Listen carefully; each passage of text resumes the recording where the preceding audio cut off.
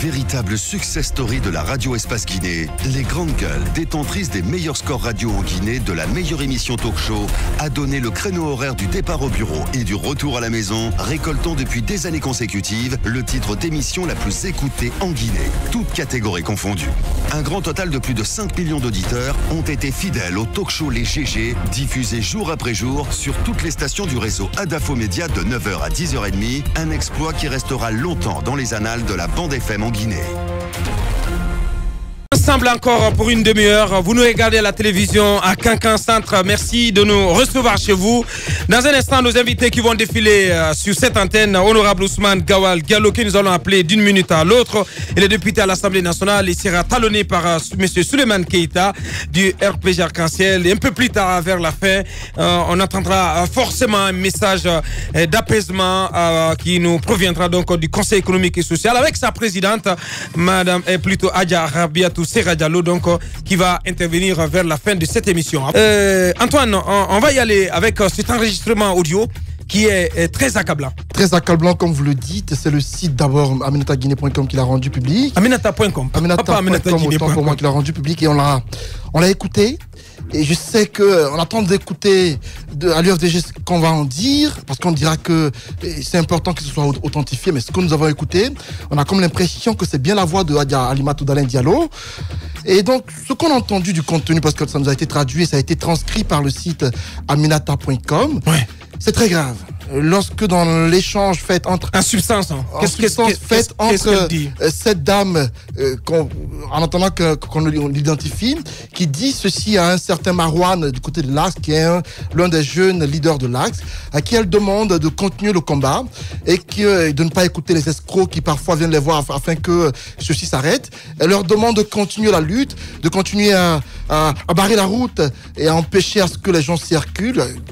Elle demande à ce que la violence continue en substance sur l'axe. Et elle lui demande de venir prendre le transport souvent, si besoin se faisait sentir. Ouais. Et donc, on va dire qu'en résumé, dans cette communication, il est clairement indiqué que c'est un encouragement de la violence qui est faite par la dame qui communique. Et donc, il faut rappeler que ce sont deux enregistrements audio. L'un dans lequel on entend la voix de Grenade. Oui, il y a l'échange entre Grenade qui, selon ce que nous dit Aminata.com, c'est 6 mois avant sa détention, qui accuse carrément Souleymane Diallo de commanditer les crimes dans ce pays. Bien. Notamment lors des manifestations. On va voir Antoine, puisque notre invité par téléphone, il patiente, mais honorable Ousmane Gawal Diallo, on va voir ce qu'il en dit. Monsieur Ousmane Gawal Diallo en direct. Les Grandes Gueules. Bonjour, honorable. Bonjour. Bienvenue dans cette émission. Bassikou. Oui, honorable, depuis hier, des enregistrements audio qui circulent, on a largement partagé, où on entend, en attendant de vérifier l'authenticité, la femme de Souleymane Diallo demander à un jeune de continuer le combat sur l'axe. Que répondez-vous? Quelle est votre analyse ce matin de ces enregistrements audio? D'abord, merci beaucoup. J'ai écouté le commentaire d'Antoine. Moi, je ne suis pas étonné. On a des gens parmi vous qui, malheureusement, ternissent par leurs propos aussi l'image de la profession. Honorable, faites vos commentaires. Vous n'allez pas vous en prendre, Antoine. Il est un journaliste indépendant. Il fait ses analyses, honorable. Ce qui est dit dans les propos de Halimatou n'ont rien de choquant. Je pense que vous pouvez les faire passer, les gens vont l'entendre. Oui, si vous voulez. Si vous voulez, on peut les faire passer, si vous le demandez. Attendez. Oui, parce qu'on s'était gardé quand même de le faire, hein, si vous le dites. Attendez. Oui. Nos militants, ils arrivent parfaitement et régulièrement qu'on les appelle de continuer le combat. Parce que nous menons un combat contre la dictature, nous menons un combat contre la tyrannie, nous menons un combat pour contre les violations des droits humains. Et nous leur disons de continuer ce combat, nous le disons à l'Assemblée générale, chacun d'entre nous, et nous disons en les encourageant. Ce sont des combattants. Ce sont des combattants pour la démocratie, ce sont des combattants pour les libertés fondamentales. Mais alors, travestir ces propos comme si on était une organisation criminelle qui distribuait des armes, ça c'est pernicieux et c'est négatif. Il faut donc comprendre que quand vous entendez un leader politique qui est à la tête d'une organisation politique, qui n'est pas armé, dire à ces gens, à ces militants, continuez le combat, vous n'allez pas confondre ces propos comme si vous aviez affaire à un chef militaire. À vous entendre, dans vos propos, vous nous confirmez ce matin que les propos entendus sont ceux de Adja Alimatou Diallo. puisque c'est confirmé de par vous, on a entendu des propos très graves dans cette communication faite, notamment là où on estime, où les jeunes disent qu'ils vont saboter un concert que quand on fait le gouvernement à Wanidara, notamment à Nyariwada. Et je crois que dans les propos, il est clairement indiqué que les jeunes sont encouragés à le saboter. Est-ce que vous racontez du n'importe quoi? Pas du n'importe quoi, honorable. Non, pas du tout. Pas du n'importe quoi. Les propos entendus sont évidents. On vous écoute, ouais. Allez-y. Monsieur Antoine, vous racontez du n'importe quoi. Et je vous dis une chose. Moi, je ne veux pas perdre du temps avec vous sur ce sujet. Je dis simplement ceci. Les propos qui sont attribués à Halima, où elle dit qu'elle encourage les gens à continuer le combat, ce sont des propos que nous tenons régulièrement, aussi bien à l'Assemblée générale et partout. Alors, si cela vous choque, moi, j'aurais souhaité que vous soyez choqués sur toutes les vies qui sont ôtées et qu'au ce matin, on aurait dû parler... Ben non, honorable, on l'a dit, quand même, vous n'allez pas nous faire ce procès, honorable. Si vous êtes quand même, on sait que vous êtes un intellectuel honnête. Vous avez suivi nos émissions toute la semaine, vous n'allez pas nous faire ce procès en sorcellerie, honorable, tout de même. Tout de même. Attendez, vous avez parlé de beaucoup de sujets ce matin. Mais j'aurais souhaité que vous me demandiez mes sentiments par rapport à l'assassinat lâche. Bien, on en vient. Par rapport, attendez, ce sont des sujets importants. Oui. Par rapport à la dégradation du climat politique. Effectivement. On en vient, Vous perdez de temps sur des élucubrations des gens qui n'ont rien à faire. C'est un débat politique tendu. Allez-y. Donc pour moi, ce sujet n'a aucune importance. Bien. Dès qu'il lui est attribué là-bas, nous encourageons tous nos militants. C'est normal que vous parliez ainsi, parce que cet enregistrement sonore, selon ce que nous comprenons, confirme les propos attestant que souvent, les violences sont encouragées. Entendre ces propos. Moi, je dis simplement que nous encourageons tous les militants de l'UFDG à continuer le combat. Là, vous légitimez la violence, honorable. Vous encouragez la violence. Pardon? À vous entendre, vous encouragez la violence, vous la légitimez. Mais attendez. Quand on dit de continuer le combat... Mais de quel combat il s'agit justement? Parce que dans les propos, c'est de cela il s'agit. Dans votre esprit, tout propos qui vient de l'IFDG, vous pouvez le traduire. Pas du tout. Ça, c'est vous qui le pensez ainsi. Bien. C'est vous qui le dites, honorable. En quoi encourager un militant pacifique à mener le combat est-il violent? En quoi? Bien, honorable, on va essayer de progresser dans cette interview. Allez-y, Bassiko, on s'intéresse à d'autres facettes de l'actualité. Effectivement, le procureur près le tribunal de première instance de Dixine a fait une sortie hier où il annonce l'ouverture des enquêtes pour situer les responsabilités par rapport à la mort des 2 civils et puis du policier également. Est-ce que cette sortie du procureur magistrat vous rassure que cette enquête va aller jusqu'au bout? Que cette fois-ci sera la bonne? Non, nous ne sommes pas rassurés de l'aboutissement. Cependant, nous notons avec satisfaction que pour la première fois, le procureur de Dixine, de façon prompte, sans se cacher derrière des plaintes ou pas, déclenche l'ouverture des enquêtes concernant les assassinats des 3 personnes tuées à l'occasion de ces 2 derniers jours. C'est un progrès, mais je rappelle aussi que ce même procureur, par son silence, par l'indifférence du gouvernement, est comptable de toutes les autres victimes. Parce que ce policier, en quittant chez lui le matin, pour venir faire le maintien d'ordre, je suis sûr qu'il tenait son enfant par la main en lui disant « Je reviens le soir te retrouver ici, mon fils ». Et il n'est jamais revenu. Parce que l'État a été longtemps indifférent. Parce que des enquêtes n'ont pas été déclenchées. Parce que des coupables n'ont jamais été trouvés. Je pense que ça, si on avait fait ça depuis Jakaria, on ne serait jamais arrivé à 100 ou à 102 ou à 103 victimes. Mais il faut noter que c'est un progrès que le gouvernement a fait sur ce point et nous attendons qu'il y ait des résultats.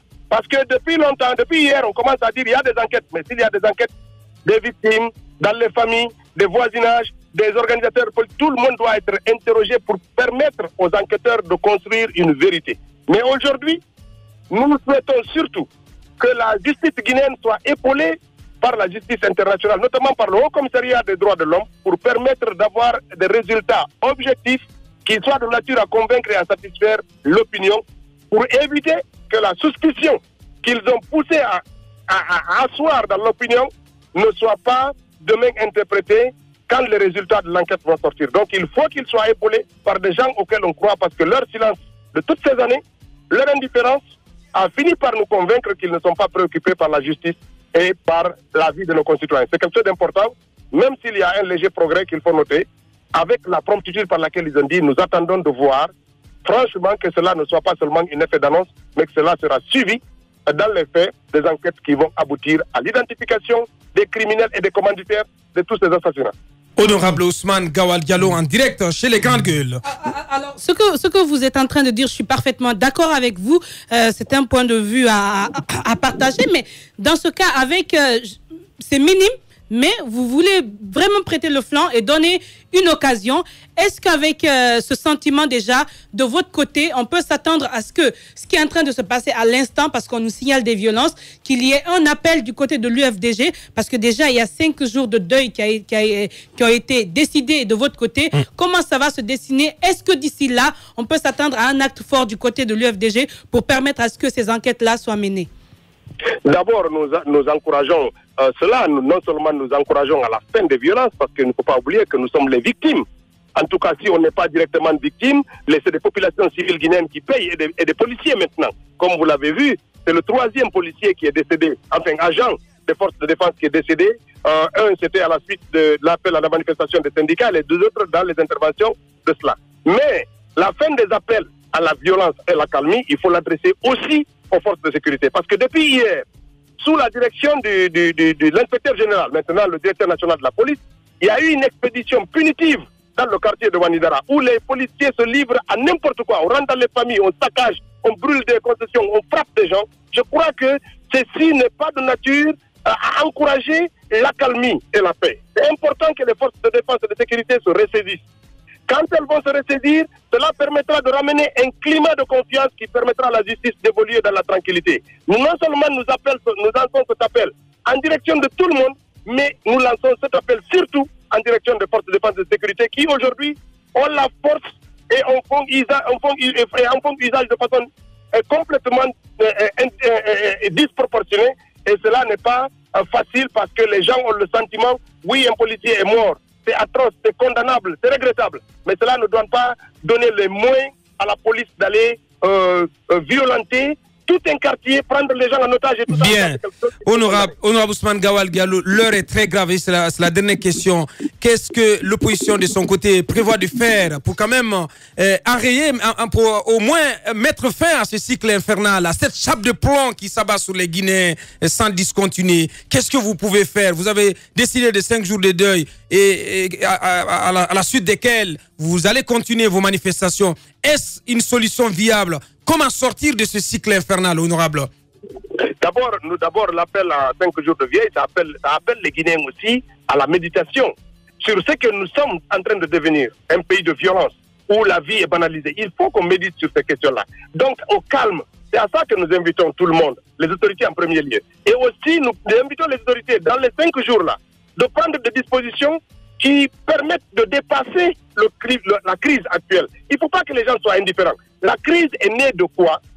De la non-application des accords politiques. Ce qui veut dire que le déclenchement de l'application de l'accord politique est un moyen clair de mise de suspension de ces crises à répétition et donc de retour possible au dialogue. Ça, c'est très important. Oui, mais tout cela, honorable, tout cela se décide tout de même autour de la table de dialogue.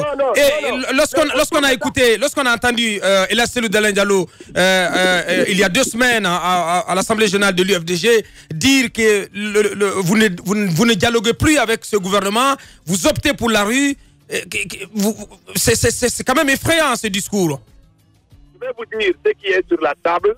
Ce sont des accords, des conclusions. Ça veut dire que c'est les conclusions d'un dialogue qui a déjà eu lieu, auquel on s'est accordé sur des moyens. Ces moyens-là, c'est quoi? C'est l'ouverture des enquêtes judiciaires, c'est l'indemnisation des victimes, c'est le règlement du contentieux électoral. Tout ça, c'est dans un document paraphé par le gouvernement, par la mouvance de nous. Donc, ce qui reste, c'est la mise en application. Qu'ils mettent en application l'indemnisation. On a même voté un budget pour ça, qu'ils commencent à indemniser. Qu'une commission d'enquête soit mise en place pour identifier les commanditaires et coupables, que les points liés au contentieux électoral soient mis en application. Mais après, de quoi voulez-vous qu'on dialogue? Alors que c'est à l'issue d'un dialogue que tout ça a été conclu. Donc, poussez plutôt le gouvernement à accepter de mettre en application ce sur quoi il s'est engagé, ce sur quoi sa mouvance s'est engagée, et ce sur quoi l'opposition a souscrit. À partir de là, on règle le contentieux et on va autour de la table pour les questions d'avenir, pour ce qui va venir demain. mais on ne va pas revenir autour de la table pour reparler de ce sur quoi on a déjà discuté et conclu. Bien, honorable Ousmane Gawal Diallo, responsable communication de l'UFDG, député également à l'Assemblée nationale. Merci honorable, merci d'avoir répondu à nos questions ce matin. Merci. Merci. Politiciens véreux, fonctionnaires corrompus, promoteurs immobiliers voyous, justice passive. La Guinée devient-elle mafieuse? Les grandes gueules d'Adafo Média ne lavent pas plus blanc, mais vous permettent de défendre votre pays en vous informant. Avec les grandes gueules d'Adafo Média, dénoncez les turpitudes, nous garantissons le secret des sources. Envoyez vos documents à espacefmguinée.info, rubrique Contact. Les grandes gueules d'Adafo Média ou le socle de la liberté d'expression en Guinée.